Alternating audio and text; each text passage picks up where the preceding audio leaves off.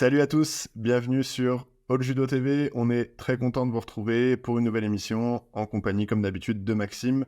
Maxime, cette fois, on a un invité. Je vais te laisser le présenter puisque vous avez pas mal échangé pendant le tournoi de Paris. Salut Norman, et du coup salut Nassim. Donc on est en compagnie de Nassim qui est connu sur les réseaux sociaux sous le nom de Tag Judo. Donc vous avez sûrement dû voir ses vidéos passer sur Instagram et TikTok en l'occurrence. Voilà, donc Nassim, à toi, présente-toi, qui t'es, d'où tu viens, qu'est-ce qui t'a amené ici? Alors, salut Max, salut Norman, merci de m'avoir invité, c'est un plaisir. Du coup, moi, c'est Nassim, plus connu sous le nom de Tag Judo. Donc, je fais des vidéos sur les réseaux sociaux, donc TikTok et Instagram. Et moi, je viens du sud de la France, j'habite dans le Vaucluse, dans une petite ville qui s'appelle Orange. Et voilà, je vous partage ma passion à travers les réseaux. Je comprends mieux pourquoi Maxime m'a autant parlé de toi. Il y a la connexion du Sud qui a fait son travail. Ouais, Eh oui. c'est sûrement ça. Nassim, quand on a discuté de toi la première fois avec Maxime, je lui disais que tu étais le premier influenceur du judo. Est-ce que c'est une bonne définition, ça te convient?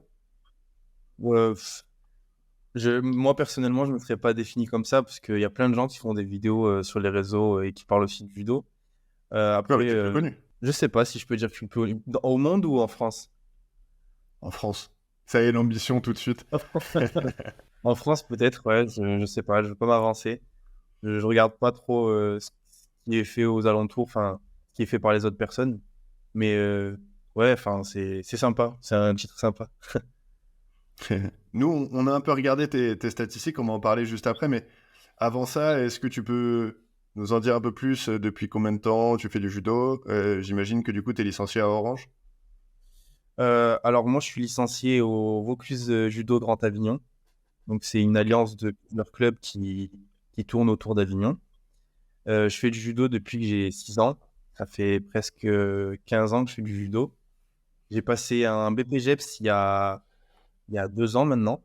Donc je suis diplômé BPGEPS judo jujitsu. J'ai enseigné pendant 1 an dans un petit village pas loin d'Orange. Avant de commencer à enseigner, j'étais déjà un peu attiré du coup par le judo, c'était ma passion le judo, mais aussi par l'audiovisuel. J'ai fait option audiovisuelle pendant mon bac et je tournais des petites vidéos comme ça avec mes amis ou tout seul, et parfois je m'amusais à les monter. Enfin, c'était juste une passion. Et un jour, je me suis dit que j'allais mélanger les deux, et je me suis dit autant partager mes deux passions sur les réseaux et faire des vidéos qui tournent autour du judo. Ok, ça c'était en quelle année? Depuis combien de temps t'as ce compte? 2018, c'est ça? Il me semble que j'ai vu passer des premières vidéos 2018 dans ces eaux-là. Alors, je pas, je peux même pas m'avancer, je sais pas du tout quand est-ce que j'ai commencé exactement, mais ça c'est devenu sérieux que depuis 1 an à peu près. Ok. Mais c'est marrant parce qu'il y a beaucoup d'influenceurs, même hors judo, hors sport, euh, qui disent qu'ils ont démarré comme ça un peu par hasard, que c'était pas prévu, que c'est vrai. Genre, vraiment, il n'y avait pas de plan derrière. T'as créé un compte Insta et tu t'es dit, tiens, on verra bien. On peut pas non plus supprimer l'option de se dire que peut-être qu'un jour ça va péter. Enfin, on a toujours ce petit truc de se dire autant un jour ça va marcher et ça va être super. Donc on se lance et en fait on se dit si ça marche, tant mieux. Si ça marche pas, moi je me régale quand même. En fait, dans les deux cas, Ok. on est gagnant. Donc je pense que tous les gens qui disent qu'ils se lancent et qui pensent pas du tout au fait de percer, enfin c'est faux. On a tous ce petit truc et on se dit un jour ou l'autre peut-être que ça peut marcher. Mais c'est pas non plus notre priorité. Notre priorité, c'est juste, voilà, on aime faire ça, on le fait, et si ça marche, ça marche. Si ça marche pas, tant pis. Ok. Et par rapport à la création de ton compte, tu commences d'abord par Insta et après TikTok? Non, j'ai créé un compte sur Insta, mais je faisais pas de vidéos de judo au début. Je faisais des vidéos, en fait, tout ce qui me passait par la tête, je le faisais au début. Ça avait pas de ligne directrice, on va dire. Mais par contre, un jour, j'ai créé un compte Insta et un compte TikTok, pardon. Un jour, j'ai créé un compte TikTok et je l'ai dédié à ça, au judo. Et toute la communauté que j'ai créée sur TikTok, après, je l'ai renvoyé vers mon compte de base qui était sur Insta. Et lui aussi, je l'ai remanié pour que ce soit dirigé vers le judo. Ouais, il a fallu faire un peu de ménage du coup. Ouais, j'ai dû supprimer pas mal de choses. Bon, pourquoi ce nom du coup Tag Judo? Moi au départ quand j'ai vu passer ton compte, je ne savais même pas que c'était français. C'est volontaire en fait, dans le sens où dans mes vidéos, je fais en sorte de parler Au début, je faisais en sorte de parler le moins possible et de parler avec des signes pour que ce soit en fait un langage universel dans le sens où tout le monde peut le comprendre. Et du coup, quand je regarde un peu mes stats, je vois que j'ai des gens qui sont abonnés, mais qui sont vraiment à l'autre bout du monde. Enfin, il y a des Brésiliens, des Russes, il y a un peu tout le monde. Et ça, c'était volontaire dans le sens où, voilà, quand je faisais mes vidéos, je me disais, il faut que tout le monde puisse les regarder. Mais là, j'ai changé un petit peu de direction, on va dire, artistique, dans le sens où je fais plus de vidéos où j'essaie d'être très, très proche de mon public et où je parle, du coup, en français. Et le problème, c'est que j'ai une partie de mon public qui me comprend pas et une partie du coup, qui comprend, qui apprécie. Et voilà, là, je suis en train de jouer entre les deux, entre des vidéos qui peuvent toucher toute la planète et des vidéos qui vont me rapprocher le plus possible de mon public. Et du coup, le nom Tag Judo, du coup, judo, c'est le but du compte, on parle de judo. Et Tag, en fait, c'est le diminutif de mon nom de famille. Ah ok. Moi je croyais que ça avait un lien avec hashtag et que t'essayais de faire un truc comme ça, mais ok. Il n'y a aucun jeu de mots, voilà. Après, je trouve que ça passe bien, du coup, je l'ai laissé. Ah, c'est clair. On l'a dit un peu tout à l'heure, t'es l'influenceur, désolé, je recommence avec ça, le plus suivi. J'ai fait un petit tour sur les comptes Insta de quelques athlètes. T'es plus suivi que certains champions. Par exemple, si on prend Alpha Diallo, Marie-Ève Gaillet, Chérine Boucli, t'es plus suivi qu'eux. Sur TikTok, t'es même plus suivi que la fédération. Donc t'es, je pense, le premier compte français sur TikTok. Qui est bien plus suivi que nous. Et du coup, j'en profite. Est-ce que tu as des conseils à nous donner, à donner aux judokas? Alors, c'est assez drôle de se dire que toi, tu vas les conseiller des champions, mais là, pour le coup, en communication et en gestion des réseaux sociaux, j'ai l'impression que c'est toi le champion. Donc, si tu peux nous donner quelques conseils, ça nous intéresse. C'est sympa, ça fait plaisir, merci. Moi, perso, je me définis pas comme un champion. J'ai juste un petit peu compris comment ça fonctionnait. Dans le sens où, pour qu'une vidéo marche, en fait, il y a tout le temps des... Je veux pas utiliser de mauvais termes, mais il y a tout le temps des recettes, en fait. Il y a une recette. Et en fait, cette recette, elle va apporter une vidéo, et ces vidéos, elles vont devenir virales. Mais la recette de la vidéo virale, en fait, elle change en fonction du temps, et il faut juste s'adapter. Parce qu'aujourd'hui, si je recommence à zéro et que je reposte toutes mes vidéos, eh bien, elles seront peut-être pas virales. Elles l'ont été à un moment donné, et elles m'ont permis d'obtenir un certain nombre d'abonnés à un moment donné. Mais ça évolue. Cette recette-là, elle est maintenant, j'ai envie de dire, vintage. Et ça fonctionne plus. Il faut tout le temps se mettre à la page sur ce qui est fait, pas que dans le judo, hein, dans les réseaux sociaux en général, ce qui marche, les sons qui attirent le plus, les thèmes abordés qui attirent le plus. Et du coup, pour moi, si j'ai un conseil à donner, c'est juste de se mettre à la page et surtout d'oser. En fait, il faut vraiment oser faire les choses et pas avoir peur de se dire « Ah, mais je vais faire une vidéo, autant on va me trouver ridicule ou quoi. » Faites-le, tant pis. Mais si ça marche pas, ça aura pas marché. Mais si ça marche, je serai content. Et du coup, voilà. Qu'est-ce qui fait du coup que tu trouves cette recette? C'est tu scrolles en permanence sur les réseaux, tu regardes un peu ce que font les autres, ou c'est justement l'idée un peu novatrice qui te vient, parce que ça prend du temps. À côté, t'es étudiant, si je dis pas de bêtises, tu fais des études à côté, donc c'est pas ton job, tu fais du judo, t'as tes études, tu fais ces vidéos-là. Donc qu'est-ce qui te permet en fait, toi, dans ton temps personnel, d'arriver à trouver cette recette qui va fonctionner et d'avoir constamment des nouvelles idées? Alors oui, je suis étudiant dans la vie de tous les jours. Et c'est pas facile, c'est vrai que ça me prend beaucoup de temps. Et je passe beaucoup moins de temps sur les réseaux. Et en fait, c'est vrai qu'il faut continuer à faire cette veille, on va dire, cette veille d'inspiration pour faire des vidéos.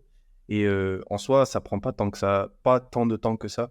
Il suffit de passer peut-être 30 minutes dans les transports ou le soir avant de dormir, bah, ça m'arrive de traîner. Je sais que c'est pas forcément une bonne chose, mais ça m'arrive de traîner sur le téléphone et de regarder des vidéos. Et bah, dans ma tête, en fait, les idées, elles se font toutes seules. Je vois une vidéo, je vois une musique qui me plaît, je les note dans mon petit bloc-notes, je me dis, ah, cette musique, elle est sympa, j'enregistre cette vidéo, je trouve que l'idée, elle est sympa. Et souvent, ça part de là. Ouais, du coup, tu as une vraie stratégie, tu prévois tes posts longtemps à l'avance. Comment tu t'organises pour ça? Oui et non, dans le sens où il y a plein de vidéos qui sont prévues à l'avance. Il y en a même certaines qui sont prévues des mois à l'avance. Mais il y en a qui se font sur le moment. Quand je suis avec mes amis sur le tatami, je me dis, ah, ça serait cool de faire ça. L'idée, elle me vient, on l'a fait. Et au final, bah, ça fait une bonne vidéo. Donc, je me mets aucune limite, on va dire. Mais il y a quand même plein de vidéos qui sont réfléchies à l'avance. Il y a une certaine stratégie. Ouais. Ok. Et est-ce qu'il y a une vraie différence maintenant dans ta façon d'aborder? Est-ce que tu as plus de pression maintenant que tu es suivi? Ou pour toi, ça change rien? C'est comme il y a 4-5 ans quand tu as commencé? Au début, quand je faisais mes vidéos, j'avais aucune pression et je faisais tout ou n'importe quoi. Et quand j'ai vu que ça commençait à marcher, en fait, j'ai eu, je sais pas si ça existe, peut-être que j'invente un terme, mais j'ai eu le syndrome du succès, entre guillemets, dans le sens où j'ai eu plein de vidéos qui ont marché super bien et, ben, j'avais peur de me relancer et de reproduire d'autres vidéos, dans le sens où je me disais, mais autant je vais flop. En fait, j'arriverai peut-être jamais à refaire aussi bien que tout ce que j'ai fait avant. Et ça, c'est vraiment voilà, un truc où il faut pas du tout y penser. Il faut pas se dire, bah, j'ai déjà fait tellement bien, comment je peux faire mieux que ce que j'ai déjà fait? En fait, faut juste faire, produire, poster et surtout prendre du bon temps. Et, pour répondre à ta question, oui, aujourd'hui, des fois, je me dis, bah, peut-être que j'arriverai pas à faire aussi bien qu'avant, et je me prends un petit peu plus la tête qu'avant. Mais c'est parce que je suis hyper exigeant avec moi-même et que au final, ça paye de réfléchir comme ça. Les vidéos que je produis aujourd'hui, elles sont un petit peu mieux que celles avant. J'ai réussi à avoir un petit peu de matériel. Et donc, je pense que c'est une bonne chose de se mettre la pression aussi. Ouais, du coup, en plus, j'imagine quand t'as... Donc sur Insta, t'as quoi? T'as 28 000, 29 000? Ouais, j'ai 190 000 sur TikTok. Bon, quand tu postes un truc, tu dois te dire, bon là, faut pas que je me rate, quoi. Ça va vite. Si tu fais 2-3 mauvaises vidéos à la suite, tu dois commencer à avoir la tête qui gratte un peu. un petit peu, ouais. C'est... J'ai cru que t'allais me répondre, non, ça m'arrive jamais, je floppe pas, c'est tout. Moi, non, bah, bien sûr, si, ça m'arrive de flop. Et en soi, en fait, ouais, c'est pas non plus très grave parce que les vidéos qui flop, ça reste une certaine expérience. Ça m'apporte tout le temps quelque chose, en fait. Soit dans la manière dont je l'ai tourné ou dans la façon dont je l'ai monté, eh bien, j'aurais tout le temps appris quelque chose. Et peu importe ce que je fais, même si ça flop, ben, ça m'aura apporté une certaine expérience. Ok. Il y a... on t'a vu au tournoi de Paris, tu travaillais pour l'Esprit du Judo? Oui, on a fait une petite collaboration avec l'Esprit Judo. C'était C'était cool, comment ça se passe ça? C'est eux qui te contactent et qui te disent, bon, on a vu ton travail, on va te donner un micro, une caméra, une mission. Toi, t'étais plutôt côté public, non? Oui, j'étais côté public, mais je suis aussi passé côté athlète. Donc, je suis allé voir la salle d'échauffement et tout. Mais les athlètes étaient tellement dans leur bulle que je pouvais pas me permettre de les solliciter. Enfin, je pouvais juste On se pas, sent en fait. petit.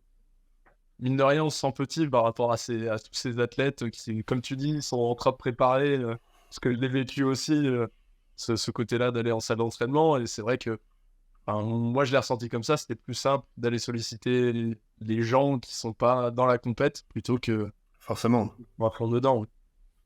Tiens, d'ailleurs, c'est une question que je me pose, Max. Toi qui as connu la salle d'échauffement il y a plus de 10 14 ans, ans. je pense. Il y a 14 ans. Ouais. À l'époque où Teddy semblait beaucoup plus accessible que maintenant, là, cette fois, pour y aller, il faut des accréditations, il faut s'inscrire, il faut... Voilà. Est-ce que tu as vu une vraie différence dans l'approche par rapport aux athlètes? Déjà, je la trouve toujours aussi petite par rapport au nombre de personnes qu'il y avait. Jolie, ils l'ont bien refait, mais ouais, c'est comme je viens de dire, t'oses pas déranger, t'oses pas solliciter, c'est pas le moment. Nassim, tu m'arrêtes si je me trompe, mais déjà il y a beaucoup de monde autour du tapis, entre les gens autour du tapis et les affaires des athlètes, c'est compliqué de se frayer un chemin, donc ouais, pas évident de solliciter en tout cas les gens comme ça.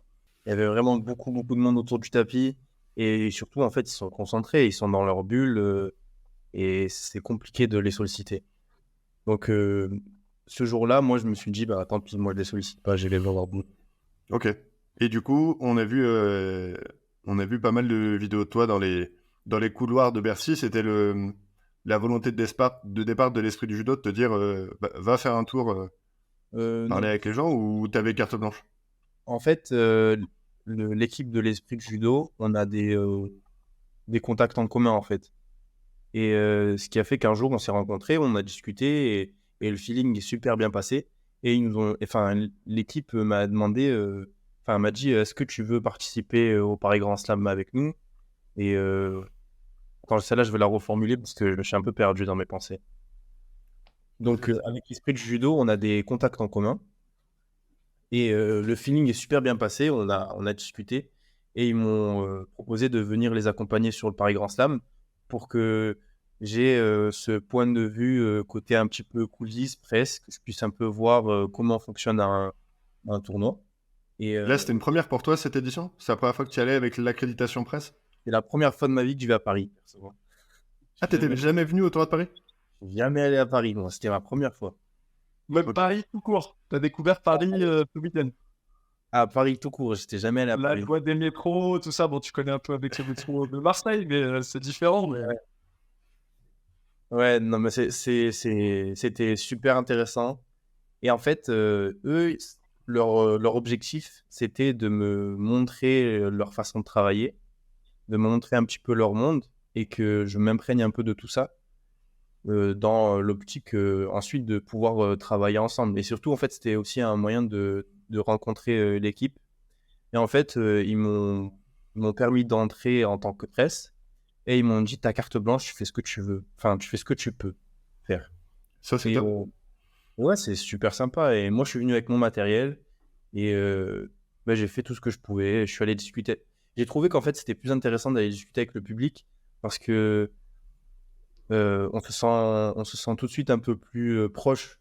La vidéo, elle va un peu plus nous toucher parce que les athlètes, parfois, on les voit comme des géants et on a l'impression que voilà, genre, c'est loin de nous. Alors que là, le fait de discuter avec le public, je trouvais ça super intéressant et j'ai kiffé cette expérience. J'allais dire, du coup, t'es resté quand même pas mal avec le public.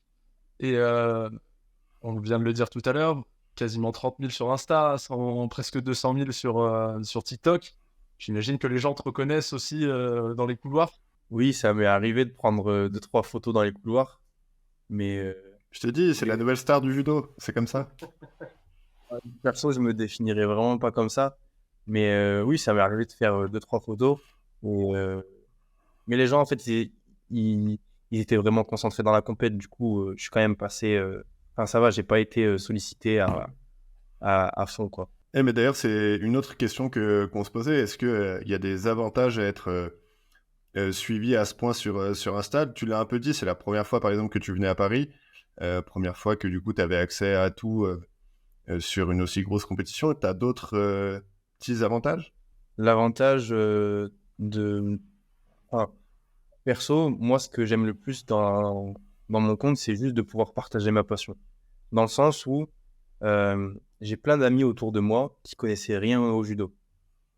Et qui, des fois, quand je vais dans mon petit club à Orange, ils me disent est-ce qu'on peut venir avec toi? Nous aussi, on a envie de faire du judo. Quand on voit tes vidéos et tout, ça a l'air trop cool. On veut participer, on veut faire un peu de judo. Et ça, c'était mon objectif premier, moi, personnellement. C'était partager ma passion et faire en sorte que je voulais promouvoir le judo, en fait. Que le judo devienne quelque chose d'accessible à tout le monde et tout le monde tout le monde ait un petit peu au moins envie d'en faire. Et voilà, ça c'était mon objectif premier. Et le premier avantage, la première réussite que j'ai envie la première réussite dont j'ai envie de parler là avec ce compte-là, c'est surtout avoir réussi à au moins promouvoir le judo dans mon entourage. Tout mon entourage s'y connaît un petit peu en judo, connaît un petit peu les grosses têtes, sait faire 2-3 prises de judo. Donc on va dire que ça c'est ma première réussite. Ensuite, les autres avantages, c'est que j'ai réussi à avoir quelques collaborations. Par exemple, j'ai un code MyProtein qui me permet Ok. de permettre à mes abonnés d'avoir un code de réduction. Et pareil pour Fighting Films, donc une marque de judo et de jujitsu, qui eux m'envoient souvent des produits qui me permettent d'encore plus produire du contenu, vu que ils me permettent de m'équiper. Et du coup, quand j'ai besoin de faire une vidéo et que j'ai besoin d'un nouveau kimono ou d'un élément particulier, ils sont là derrière moi et ils m'accompagnent. Et encore merci à eux C'est d'ailleurs. aussi super cool, ouais. C'est super, ouais. Et voilà, Ok. et, peut-être un dernier avantage, c'est que ça me permet aussi plus facilement de faire des contacts avec les gens. Et ça m'a augmenté, on va dire, mon réseau, dans le sens où plein de gens importants, maintenant, quand ils me voient, ils me reconnaissent. Et ça peut être, enfin, je trouve ça utile avoir un plus grand réseau. En fait, ça sera toujours quelque chose d'utile. Et voilà, ça me l'a amélioré un peu avec ce compte. T'as des contacts avec la fédération? Avec la Fédé directement, j'ai aucun contact. Ok. Ils devraient. Moi, enfin, je sais pas. À leur place, j'essaierai de me servir de toi pour produire des contenus, pour justement ce que tu disais là, essayer de démocratiser le judo. Je pense on a tous les trois déjà vécu cette expérience de devoir expliquer ce qu'est le judo à quelqu'un qui n'y connaît rien. C'est compliqué, hein. Ouais, c'est Euh, compliqué. Déjà que c'est un ouais, sport qui est franchement, facile, euh, devoir l'expliquer à quelqu'un qui n'y a jamais mis les pieds, c'est compliqué. Après, la Fédé, en fait, j'ai aucun contact avec la Fédé. Et je suis pas contre, personnellement, ça me ferait plaisir. En fait, ça me permettrait de me rapprocher encore plus de mon objectif. Et bon, pourquoi pas, hein. Mais ouais, j'ai jamais été contacté par la Fédé. ok. Tiens, justement, tu parles d'objectif. C'est quoi le but maintenant? Parce que tu l'as dit, tu as créé le compte sans trop chercher, sans trop réfléchir, juste pour te faire plaisir. Maintenant que ça commence à marcher, que il y a des sollicitations, tu l'as dit, c'est pas vraiment des sponsors, mais des petits cadeaux, des petits avantages par-ci, par-là. Est-ce que tu commences à dire, bon, il y a peut-être quelque chose à faire, on va essayer de grossir. C'est quoi le but ultime, là? Alors moi, mon but ultime, notez bien, hein. Moi, mon but ultime en faisant des vidéos sur Internet, c'est de devenir riche. Ok. Non, je vais me reprendre. En fait, je dis souvent ça parce que ça me fait rire, mais c'est en partie vrai et en partie faux, dans le sens où mon but, c'est de devenir riche, mais pas riche financièrement. Riche, en fait, avant tout, un énorme réseau, avoir un grand réseau, et surtout, en fait, de souvenirs et de moments vécus, parce que là, le Paris Grand Slam, c'était une opportunité de fou, et c'est une richesse d'y avoir participé en tant que presse. Et j'aimerais accumuler plein de choses comme ça. Enfin, continuer à faire des vidéos, promouvoir le judo, ça c'est mon objectif premier. Enfin, je vous en reparlerai un petit peu plus de pourquoi j'ai envie de promouvoir le judo, mais voilà, je veux promouvoir le judo. Et surtout, j'ai envie de devenir riche d'expériences, riche de contacts, riche de moments, enfin de souvenirs. Ça se Là, voit que tu as envie de kiffer et de pas te prendre la tête, en fait. ouais, moi je veux juste kiffer, euh, pouvoir aller un petit peu partout, faire des vidéos avec un peu n'importe qui, m'amuser, faire du judo. Voilà, ça c'est mon objectif premier. Ça rejoint un Tu le peu disais, Thomas, en fait. Pardon. Ouais, c'est ça. Mais On vient tous les trois de petits clubs, club familial finalement, et puis ce que tu disais Norman, ce que tu dis aussi Nassim, c'est d'expliquer au monde notre passion, parce que finalement, tous les trois, la passion commune qu'on a, c'est le judo. Donc expliquer ce que c'est, faire vivre, et puis comme tu dis, les moments qu'on a vécu ce week-end, au-delà des résultats et tout ça, c'est un Paris Grand Slam, c'est quelque chose que peu de gens, pardon, ont la chance de vivre en vrai. Et de l'avoir vécu de l'intérieur, finalement, c'est quelque chose d'assez puissant en termes d'événements et surtout en termes d'expérience. C'est quelque chose de fort. Ouais. Donc, c'est totalement louable ce que tu es en train de dire et c'est à ton honneur de vouloir continuer à acquérir ce genre de richesse. Ouais, exactement, c'est une richesse, c'est ce que je voulais dire. t'es étudiant en quoi? Alors moi, je suis étudiant à Marseille, donc j'ai Ok. déménagé d'Orange et je suis en BTS diététique pour à l'avenir devenir diététicien. D'accord. Et donc, du coup, le lien avec le judo est assez évident. Si à côté de ça, je peux aider certains athlètes à bien gérer leur perte de poids, Ah, ça, je le ferai, bien sûr. Mais c'est pas mon objectif premier. Moi, j'aimerais travailler dans un milieu hospitalier, accompagner toutes les personnes style qui ont un diabète ou toutes les maladies qui sont un petit peu liées avec l'alimentation ou non d'ailleurs. On peut améliorer certains, certains états de santé, j'ai envie de dire, grâce à l'alimentation. Et voilà, je crois que Max a disparu. Ouais, ça y est, il était fatigué. Tout à l'heure, tu parlais de promouvoir le judo. Je pense qu'il y a un sujet à développer là. Tu nous as pas tout dit. Oui. Alors, moi, avant tout, j'ai commencé le judo, j'avais 6 ans. Et en fait, j'avais, je vivais à Carpentras avant. Et j'ai déménagé à Orange. Ah, c'est le retour de Max. Il faut pas l'oublier trop vite, tu vois. Il est toujours de retour. Désolé, Ça va? Il a disparu. c'est le réseau du Sud. C'est bon, c'est bon. Ouais, c'est bon. Ok, ça va. Du coup, je disais, moi, j'ai déménagé. Avant, j'habitais à Carpentras. Je vivais à Carpentras, puis je suis déménagé à Orange. Et en fait, le fait de déménager, pour moi, c'était trop compliqué. J'arrivais vraiment pas à me faire de nouveaux copains. J'arrivais pas à me faire à ma nouvelle maison. Enfin, c'était un moment compliqué pour moi et j'avais 6 ans, quoi. Et en fait, mon père, il s'est dit, bon, ben, on va te mettre dans un club de sport, histoire que tu te fasses des copains et que tu te défoules surtout, que tu un exutoire.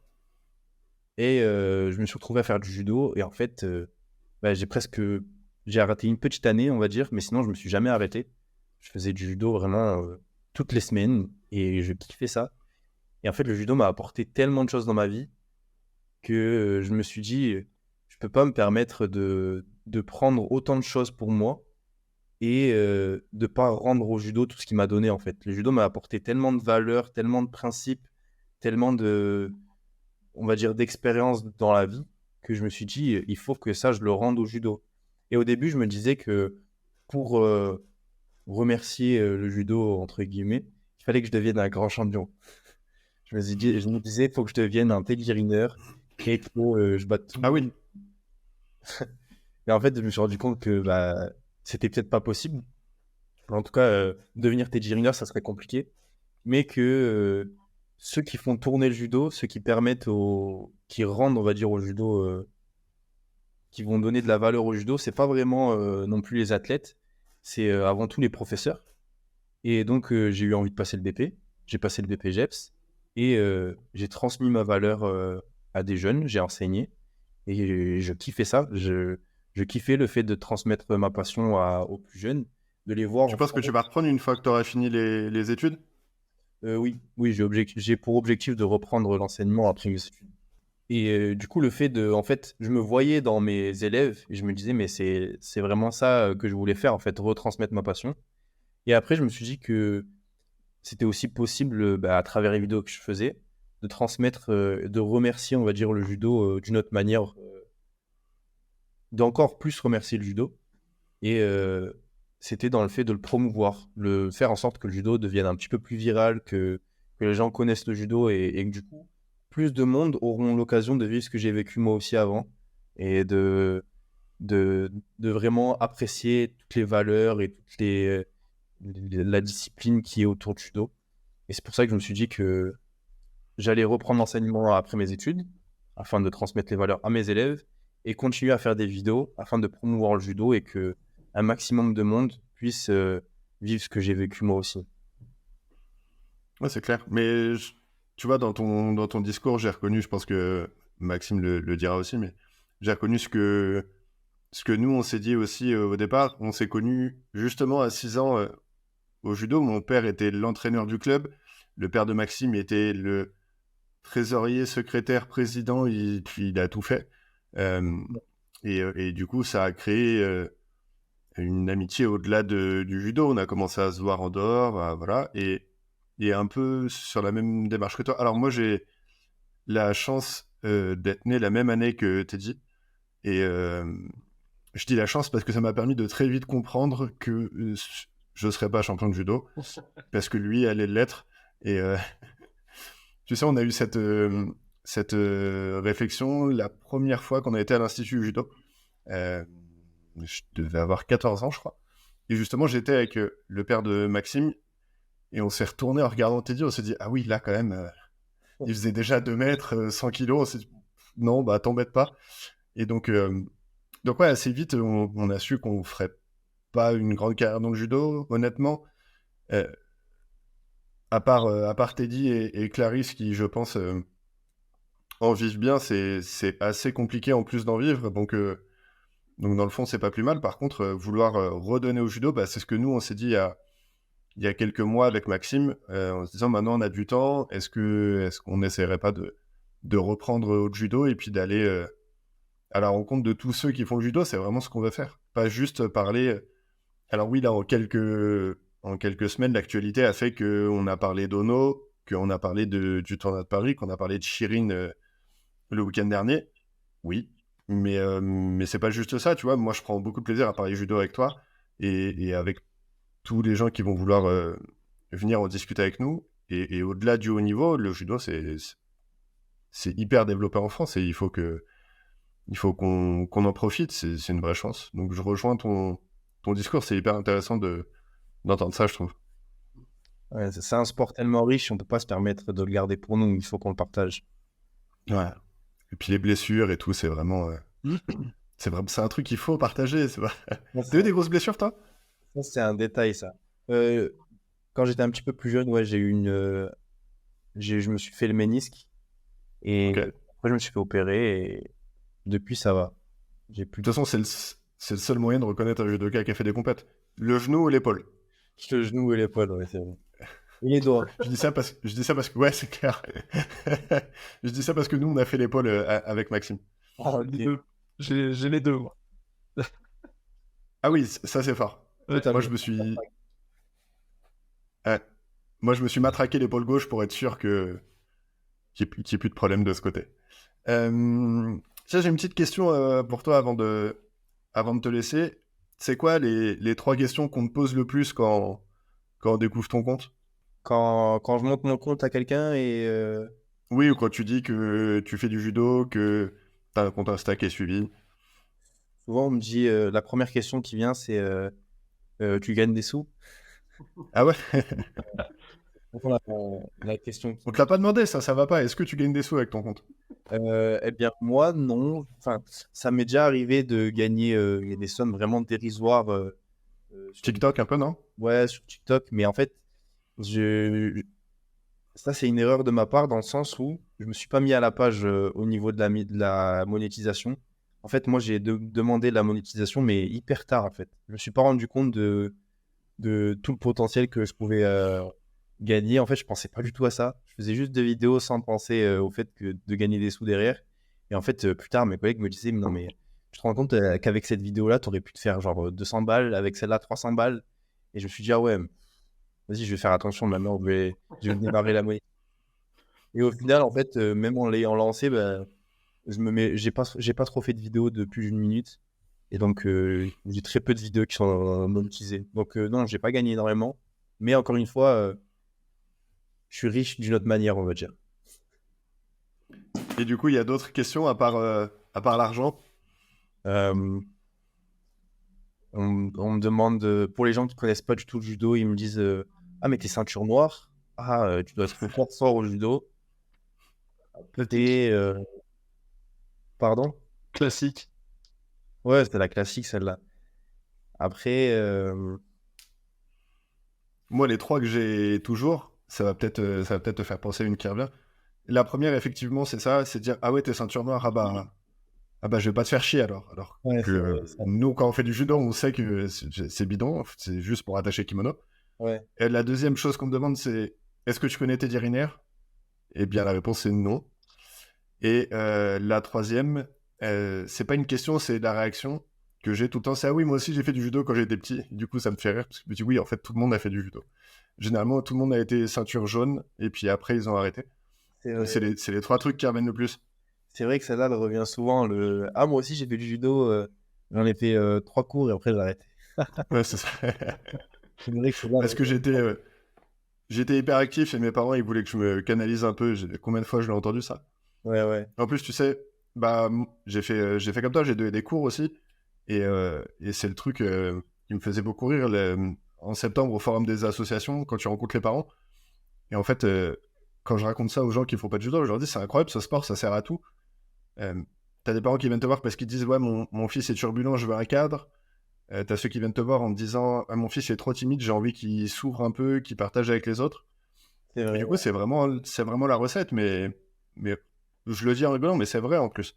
Parce que du coup, le cadre du judo fait que bah, t'es obligé d'avoir la discipline. C'est un des rares sports où on commence par être en ligne, saluer, on finit en étant en ligne et en saluant. C'est pas le cas d'autres sports. Et puis, ouais, le côté timide, quand t'as fait un combat au sol, tu sais que tu seras plus jamais timide de ta vie. Ça, c'est bon, c'est réglé. C'est vrai, c'est vrai. Mais même, on est dans un sport de combat, donc au final, toutes les personnes timides, en fait, elles sont obligées de s'exprimer. Et souvent, les profs, ils sont, chapeau pour eux, hein, ils sont très très forts dans la création et la pédagogie, créer des exercices qui font que les élèves, en fait, ils sont obligés de s'exprimer parce que sinon, ils prennent pas de plaisir. Et du coup, en fait, Ouais, et en plus, c'est à la fois, ça crée un cadre pour les personnes turbulentes, mais en même temps, ça permet aux gens timides de s'exprimer. Donc, c'est un sport incroyable. Hein, Et puis ça ouvre à toutes les morphologies aussi, du petit au très grand, du tout maigre au costaud. Enfin, tu ça, le vois, c'est le poids lourd qui parle, ça. Ah, bah, bien sûr. Tu le vois au niveau, mais tu le vois aussi dans tous les petits clubs. Et, on parle d'un sport individuel, mais ça reste quand même, mine de rien, un sport d'équipe. Enfin, tu as besoin de tes partenaires à l'entraînement pour progresser, que ce soit les petits très rapides ou les grands plus costauds. Donc en fait, Ouais, c'est clair, c'est le seul sport de combat où tu peux pas t'entraîner tout seul déjà. C'est impossible. C'est vrai, ouais. Et ouais, et comme t'as dit, Maxime, c'est un sport collectif, c'est ça qui est surprenant. Ouais. On est... Prof, les- souvent, pardon, je t'ai coupé. Non, non, vas-y, j'allais dire qu'on est hyper attaché aux compétitions par équipe, bien plus qu'aux compétitions individuelles. D'ailleurs, le format olympique des équipes, c'est hyper excitant. Ouais, ouais, vraiment. Et mon je fais une prof, parenthèse là-dessus, j'ai eu la réponse par rapport à la question qu'on se posait la semaine dernière. Ah, C'est uniquement les sélectionnés qui sont qualifiés. Après, il y a des cas très particuliers, mais c'est uniquement les sélectionnés. Il y a tout un laïus qui a été fait par le comité olympique. On va le ok. mettre en description si les gens veulent en lire un peu plus. Mais en bref, c'est pas parce qu'on est en France qu'on a le droit à plus de personnes. C'est vraiment que les sélectionnés. Voilà. Juste pour que tu comprennes, Nassim, la semaine dernière, on s'est posé la question, euh, notamment dans les KT, chez les filles, par exemple, moins de 70, moins de 78, où on sait que les numéro 1 et numéro 2 sont très proches. Et du coup, on se posait la question de si tu es sélectionné en individuel, est-ce qu'on peut aller prendre quelqu'un d'autre en équipe? L'exemple de Marie-Ève et de Margot Pinot, par exemple. Est-ce que Marie-Ève peut faire les indives et Margot Pinot peut faire les équipes? On n'a pas la réponse, mais heureusement, Maxime était là et il s'est renseigné. ok, d'accord, bon, intéressant. On t'a coupé 2 fois, il faut que tu nous dises ce que ton prof te disait. Ouais. Mon prof, il me disait souvent que le judo, c'est le sport individuel, enfin, c'est le sport individuel le plus collectif. Ah, c'est vrai. T'es obligé d'avoir quelqu'un avec toi et souvent, plus vous êtes une grande équipe soudée, plus on est tiré vers le haut. Et même à l'entraînement, d'ailleurs, tu prends plaisir que quand il y a du monde. Ouais, exactement. Souvent, je pense que tu as dû connaître ça aussi, nous on l'a connu dans notre club, il y a souvent décembre, janvier, tu as des entraînements où tu es 5-6, c'est pas les meilleures séances, tu peux pas prendre de plaisir comme ça. C'est vrai, c'est vrai. Et Ouais, après,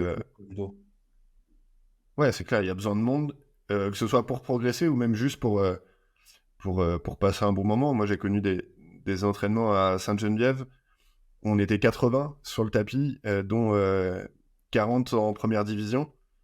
Ah Bon, oui. là, tu prends pas beaucoup de plaisir non plus, mais c'est pour d'autres raisons. Ouais, du plaisir par contre. Oui, oui, oui, je pense notamment à Maël Lenormand ou Ludovic Gobert qui ont pris beaucoup de plaisir avec mon dos. Moi, j'en ai pas pris beaucoup, mais a priori, oui. C'est ce qu'on appelle être sparring partner, quoi. Dans ces moments-là, tu subis pour l'autre. Ouais, c'est ça, ou de la viande. T'as fait beaucoup de compètes, Nassim? Moi, j'ai pas fait beaucoup de compètes dans ma vie et c'est un petit regret que j'ai et que j'essaie de combler, on va dire, là en ce moment. Je me suis remis à fond dans le judo Et c'est peut-être aussi un peu grâce à mon compte parce que je me dis, non mais je fais des vidéos de judo, je peux pas me permettre d'être pas un bon judoka. Du coup, je me suis remis à fond aux entraînements et franchement, je lâche rien. Et là, cette année, j'ai pour objectif de me remettre un peu à la compète, me faire des bonnes expériences et essayer de me faire de gagner quelques médailles, ouais. Ok, cool. Tu t'entraînes à Marseille, du coup?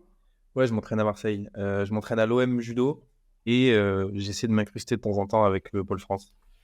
Heureusement que ça, c'est arrivé au bout de 40 minutes, puisque sinon, on aurait mis fin à la vidéo avant. Attends, du PSG de l'autre côté. L'OM Judo.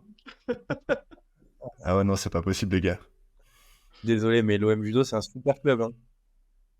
Ouais, oui, c'est bien. C'est bien. Non, je rigole, en plus, je le dis sans le penser. J'ai beaucoup de respect pour l'OM Judo. On sent le make-upper ou pas? Ouais, on sent là, hein. Ouais. Surtout, c'est un gros Non, mais en tout cas... dans du coin, donc ça... Ah, ils forment des gens, quand même? Ah, bah oui, un petit peu, ouais. Non, non, je le dis. Non, franchement, il y avait pas de vanne, hein. Je le dis parce que moi, j'avais l'image d'un club qui voulait faire du haut niveau comme beaucoup de clubs le font. Et en allant chercher un peu... C'est une petite ligue, la ligue PACA, du coup, c'est une petite ligue, donc en fait, tous je vais pas dire les petits judokas, mais les judokas qui sont dans des clubs comme Avignon ou les petits clubs du Vaucluse, des Bouches-du-Rhône et tout ça, en fait, dès que ça commence à être un peu intéressant, bah, finissent soit au pôle, qui est à l'OM, soit, enfin, Marseille, du coup, mais qui s'entraînent avec les jeunes de l'OM, soit justement qui y vont par la force des choses parce que ils ont envie de progresser et ils vont vers ce chemin-là. Donc, ouais, c'est un peu le gros central. Après, tu t'éloignes un peu plus, c'est vers Nice et tout ça, les grosses équipes, les gros clubs, mais Marseille est réputé un peu Moi, je me pleinement, quoi. Moi, je me permets de dire que c'est plus tant d'actualité que ça. Parce que c'est vrai qu'il y a une période où, quand tu quittais un peu, par exemple, nous du Vaucluse, quand tu quittais le Vaucluse pour aller au pôle à Marseille, il y en a plein qui se tournaient vers des clubs de Marseille, du coup, pour être suivis. Mais en fait, là, c'est plus du tout d'actualité dans le sens où je prends juste l'exemple du Vaucluse Judo Grand Avignon. Et en fait, ils nous suivent même si on est loin d'eux, dans le sens où il y a plein d'athlètes qui viennent du Vaucluse Grand Avignon, qui sont au pôle et qui continuent d'être suivis par les entraîneurs du Vaucluse. Et en fait, les entraîneurs se déplacent, vont à Marseille et les suivent sur leur entraînement, soit au pôle, soit à l'époque à Bougain. Et ils sont suivis et ils ont plus cette tentation de se dire bah, j'ai plus personne derrière moi, je vais aller par exemple à l'OM ou je vais aller dans d'autres clubs. Mais ça, c'est bien, c'est ce qui fera que le judo arrêtera d'être autant, j'allais dire parisien, mais francilien. Euh, Parce que du coup, moi, de l'extérieur, j'ai l'impression que le judo, à part l'Île-de-France, il n'y a rien. Alors si, il y a Nice qui continue de performer, qui a gagné la Judo Pro League, mais avec une équipe qui n'était pas 100% niçoise. C'est petit tacle au passage. J'étais obligé, les gars. J'étais obligé. Ouais. Mais non, plus sérieusement, je sais que c'est un des combats de la fédération d'arrêter de faire en sorte que le judo soit autant francilien et que ça existe un peu partout. Donc c'est cool si là, avec l'exemple que tu donnes, Avignon, Marseille, Savy, je sais que Maxime est à Arles et que ça travaille bien aussi là-bas. Donc non, c'est cool. Ça va évoluer. Moi, je pense que ça va évoluer ça avec le temps. Après, le truc, c'est que vu que tous les plus forts sont à Paris, si on veut devenir plus fort, il faut qu'on aille à Paris. Enfin, je dis tous les plus forts, je parle vraiment pas tous, mais une grande partie des judokas français les plus forts, ils vont tourner soit à l'IJ, soit à l'INSEP. Et en fait, si on veut devenir plus fort et performer, on se sent tous directement un peu obligés de monter là-haut. On est l'exemple de Nice, mais il y a plein de judokas niçois qui s'entraînent à Paris aussi. En fait, Ouais. ils sont niçois, mais ils ont été formés là-bas, ils ont créé leur judo là-bas, mais au final, ils s'entraînent à Paris aussi. Ouais, c'est clair. Et tiens, d'ailleurs, tu as dit un petit truc qui m'a fait sourire. J'ai une pensée pour les équipes de la communication de la fédération qui se sont battues pour renommer l'Institut du judo Dojo de Paris. Bon, tant pis, hein, les gars, on continue de dire l'IJ, désolé, ça changera pas. Ouais. On a fait le tour, je pense. T'as des choses que tu voulais rajouter, Nassim? Non, pas spécialement. Ok, parfait. Où est-ce qu'on peut continuer à suivre tes aventures pour les gens qui te découvriraient au travers de cette vidéo? Allez me suivre sur Instagram et TikTok. Je m'appelle pareil, Tag Judo. Et je vous invite surtout à aller me suivre aussi sur YouTube. Il y a le lien dans les descriptions de mes 2 comptes. Et je suis un peu plus proche du coup de la caméra. Je discute et je fais des choses très intéressantes.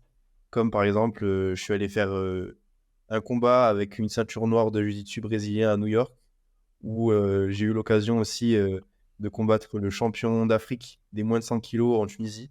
Enfin, je voyage, je fais des vidéos, je rencontre des gens et je deviens riche, mais pas comme vous le pensez. Donc voilà, je vous invite à aller faire un tour sur mes réseaux, c'est sympa et vous avez rien à perdre, hein. YouTube qui est pour l'instant le seul média sur lequel on est plus suivi que toi. Donc c'est ma dernière fierté. J'espère Bravo, qu'on va réussir à te rattraper. bravo, bravo.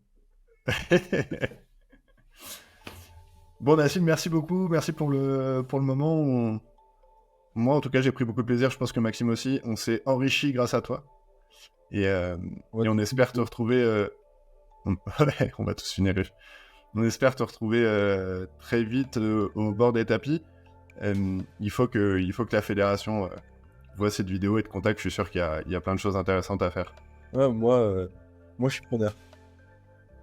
Bon bah cool. Merci Nassim, à bientôt. Merci pour l'invitation. Moi aussi j'ai passé un très bon et très intéressant de discuter avec vous et à bientôt. Ça marche. Salut. Ciao. Salut.